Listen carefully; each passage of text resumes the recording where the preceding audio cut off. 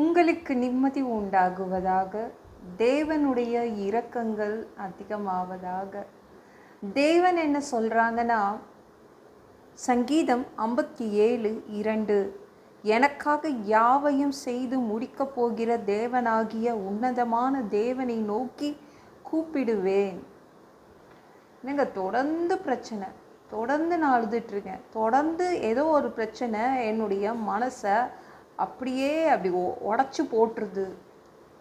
பாலடைஞ்ச பங்களா மாதிரி இருக்குது என் வாழ்க்கை, பேய் வீடு மாதிரி இருக்குது என்னுடைய வாழ்க்கை, ஒன்றுமே இல்லை. இந்த வருஷம் என்ன சொல்லுதுன்னா, சத்தமிட்டு கூப்பிடுங்க. பேசுகிறதுக்கும் கூப்பிட்றதுக்கும் வேறுபாடு இருக்குதுல்ல. பேசாதீங்க, தேவன்கிட்ட கூப்பிட ஆரம்பிங்க, கூப்பிடுங்க, எல்லாத்தையும் செய்து கொடுத்துருவார், யாவையும் செய்து கொடுப்பாரு. அப்படி தான் இந்த வசனம் சொல்லுது. கூப்பிடணும், அதுதான் ரொம்ப முக்கியம் உங்களுக்கு, சரிங்களா? தேவனை நோக்கி கூப்பிட்டுட்டே இருங்க இன்னைக்கு ஃபுல்லாக.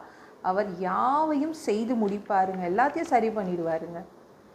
எல்லாமே பாழாகி தானே போயிருக்குது, அப்போனா தேவன் தான் வந்துடணும், அத்தனையும் அவர் சரி பண்ணி தரணும். அப்போனா நீங்கள் கூப்பிடுங்க. கூப்பிட்டால் அவரால் எல்லாவற்றையும் செய்ய முடியும். நம்மளால் எல்லாவற்றையும் செய்ய முடியல, அதனால தான் இந்த நிலைமைக்கு நீங்கள் வந்திருக்கீங்க. கரெக்டாக? தேவன் வந்தார்னா எல்லாம் சரி பண்ணிடுவார். எது முக்கியம் அதை சொல்லு, நான் அதை செய்து தரேன்னு சொல்ல போகிறதில்ல.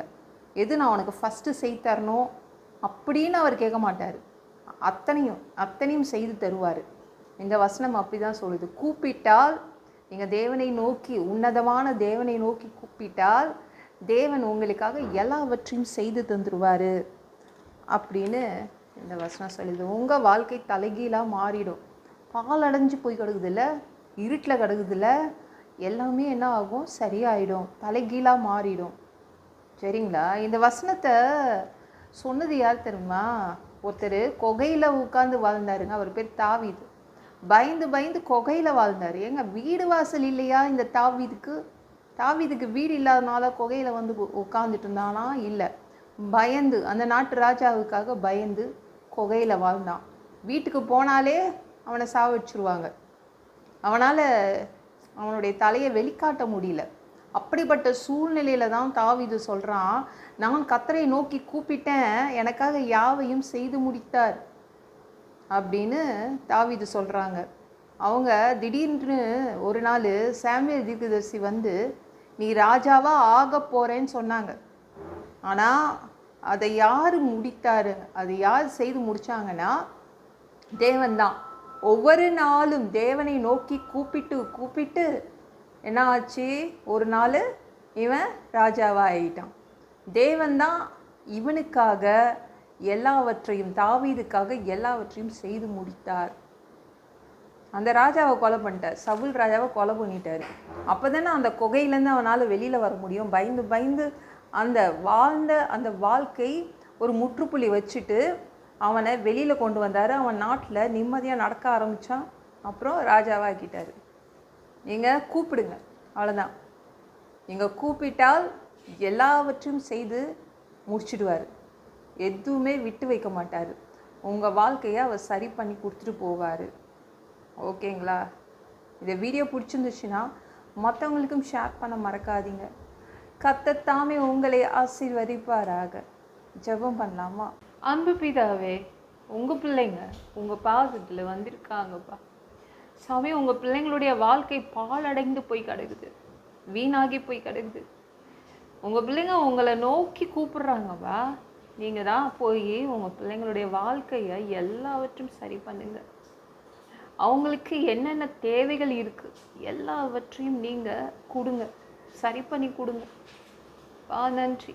உங்களால் உங்கள் பிள்ளைங்களுடைய வாழ்க்கையை கரெக்டாக்கி வைக்க முடியும், அதற்காக நன்றி. எல்லாம் பொல்லாத பிசாசுகள், ஏவல்கள், மந்திரங்கள், தற்கொலை ஆவிகள், பயத்தின் ஆவிகள், பலவீனப்படுத்துகின்ற ஆவிகள் எல்லாம் இயேசு என்ற பெயரினை கொண்டு துரத்துகிறேன். ஓடிப்போ. உங்கள் பிள்ளைங்களை ரத்த கூட்டிக்குள் மறைச்சிக்கோங்க. பரிசுத்த ஆவியால் நிரப்புங்க. ஞானஸ்நானம் எடுக்கணும், ரட்சிப்பீராக. இயேசுவின் காயப்பட்ட தழும்புகளால் எல்லா வியாதிகளும், எல்லா பலவீனங்களும், கேன்சர் போன்ற வியாதிகளும் சரியாகுவதாக. மரணப்படுக்கைகள் சரியாகுவதாக. பரம்பரை வியாதிகள் சரியாகுவதாக. ஒரு மனிதனாக பிறந்தா ஜீவ புஸ்தகத்தில் பேர் இருக்கணும்பா. அப்படி இல்லைன்னா அந்த மனுஷனை பிடிச்சி நீங்கள் நரகத்தில் தள்ளிடுவீங்க, தீ எரிக்கிற இடத்துல எப்படி போய் வாழ்கிறது? நாங்கள் பரலோகத்துக்கு வர்றதுக்கு தான் ஆசைப்படுறோம். அடித்து உதச்சி திருத்தி எங்களை பரலோகத்துக்கே அனுப்பிடுங்க. கழுவப்படாத பாவங்கள் எங்ககிட்ட இருந்துச்சுன்னா உங்கள் திரு ரத்தத்தை கொண்டு நல்லா கழுவி எங்களை பரலோகத்துக்கே அனுப்பிடுங்க. எந்த ஒரு இமைப்பொழுது நீங்கள் வருவீங்கன்னு இயேசுவை வணங்கி வணங்கி காத்துட்ருக்கோம். பரிசுத்தமாக வாழ்ந்து காத்துட்ருக்கோம். அந்த ஒரு இமைப்பொழுதில் உங்களுக்கு ஒப்பான உடம்பு எங்களுக்கு கொடுக்கப்படும். அதை பெற்றுக்கொண்டு மதிய வானத்தில் உங்களை சந்திக்க வருவோம். அந்த தருணத்தை நாங்கள் இழந்துடக்கூடாதுப்பா. ஒரு மனுஷனால் பரிசுத்தமாக வாழ்றது கூடாத விஷயம். அதற்கும் உங்கள் உதவி கேட்டு வந்து நிற்கிறோம். 7 வருடம் ஆந்தி கிறிஸ்து ஆட்சியில் விட்டுட்டு போயிடாதீங்க.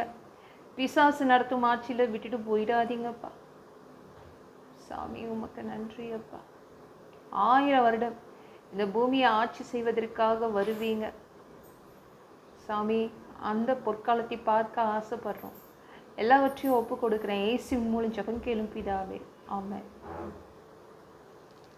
நாளைக்கு பார்க்கலாம்.